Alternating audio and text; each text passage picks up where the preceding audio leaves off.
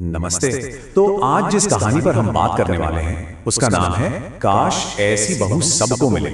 और ये कहानी जानते हैं एक ऐसे डर को दिखाती है, एक ऐसी चिंता को जो कई परिवारों में होती है। मतलब जब भी घर में एक नई बहू के आने की बात होती है ना, तो ये टेंशन शुरू हो जाती है।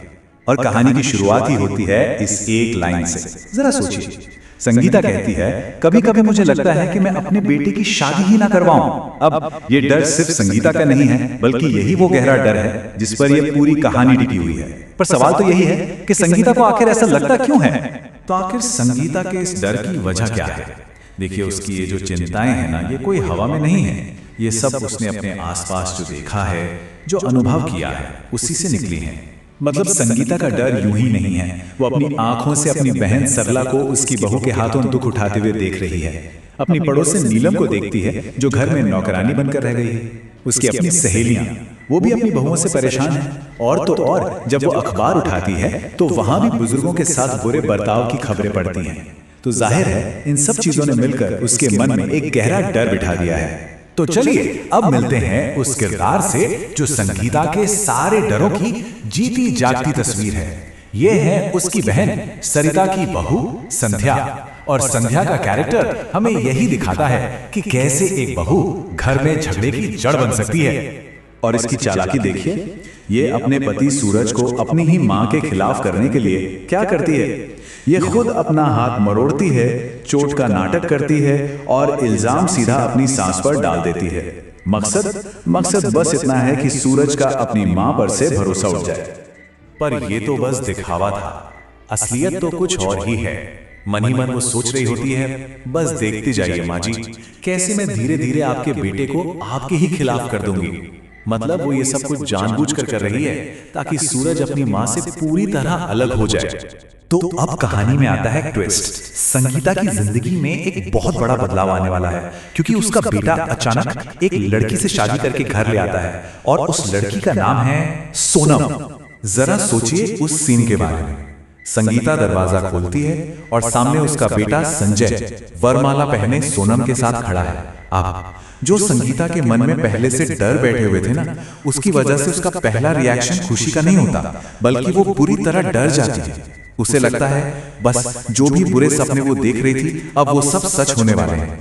लेकिन सोनम पहले ही दिन से संगीता की हर सोच को, हर डर को गलत साबित करना शुरू कर देती है। मतलब संगीता सोच रही थी कि बहुत देर से उठेगी, लेकिन सोनम सुबह 5 बजे ही चाय लेकर हाजिर।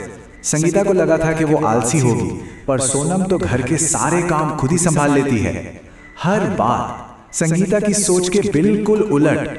तो ये तो बस शुरुआत थी। अब देखते हैं कि कैसे सोनम अपने कामों से धीरे धीरे संगीता का दिल जीतती है और उसकी पूरी सोच को ही बदल कर रख देती है। सोनम हर कदम पर यह साबित करती है कि वो संगीता की सोच से कितनी अलग है। वो सिर्फ बड़ों की इज्जत ही नहीं करती, बल्कि उसे ये भी पता है कि संगीता को शुगर है तो वो उसका भी पूरा ख्याल रखती है। यहाँ तक कि जब मोहल्ले की औरतें संगीता की पीठ पीछे बुराई करती है ना, तो सोनम अपनी सास के लिए उन सबसे लड़ जाती है, उनका बचाव करती है। लेकिन सब कुछ ठीक चल रहा था कि एक दिन संगीता सोनम को फोन पर बात करते हुए सुन लेती है। सोनम कह रही थी कि वो रात में उसे एक बड़ा शौक देगी। अब ये शौक शब्द सुनकर संगीता का पुराना डर फिर से जाग गया। वो बुरी तरह घबरा गई। उसके मन में ख्याल आने लगे, ये किस शौक की बात कर रही है, कहीं ये मुझे कोई नुकसान तो नहीं पहुंचाएगी। और फिर रात हुई और उस शौक का राज खुला।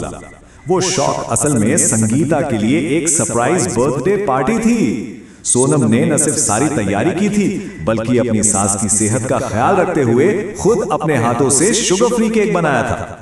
बस यही वो पल था जब संगीता का सारा डर, सारा शक धुल गया और उसने सोनम को सच में दिल से अपनी बेटी मान लिया। अब इन दोनों बहुओं संध्या और सोनम के बीच का फर्क देखना है तो इस एक घटना को देखिए। एक शादी में सरला की चप्पल टूट जाती है। उसकी अपनी बहू संध्या मदद करने के बजाय उसे वहीं छोड़कर नाचने चली जाती है, और दूसरी तरफ है सोनम जो फौरन अपनी चप्पल उतारकर सरला को दे देती है। सोचिए, एक छोटा सा काम, लेकिन दोनों के बीच जमीन आसमान का फर्क दिखा देता है। अब सोनम की अच्छाई का असर सिर्फ संगीता पर या उसके अपने घर पर ही नहीं पड़ता, बल्कि पूरे परिवार पर, दोनों परिवारों पर पड़ता है। तो देखते हैं कि कहानी आखिर कहां जाकर खत्म होती है। देखिए, सोनम का असर कहाँ कहाँ होता है। जब संजय का प्रमोशन होता है और उसे दूसरे शहर जाना होता है तो सोनम उसे समझाती है कि वो अपने माता पिता को अकेला छोड़कर नहीं जा सकते। इतना ही नहीं, जब उसकी मौसी सास सरला बेसहारा हो जाती है तो सोनम उसे हमेशा के लिए अपने घर ले आती है।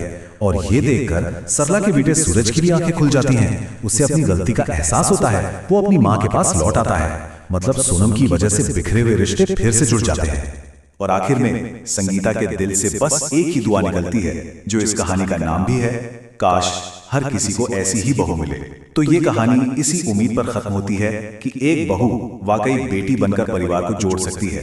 बस जरूरत है उसे समझने की और अपनाने के लिए एक मौका देने की।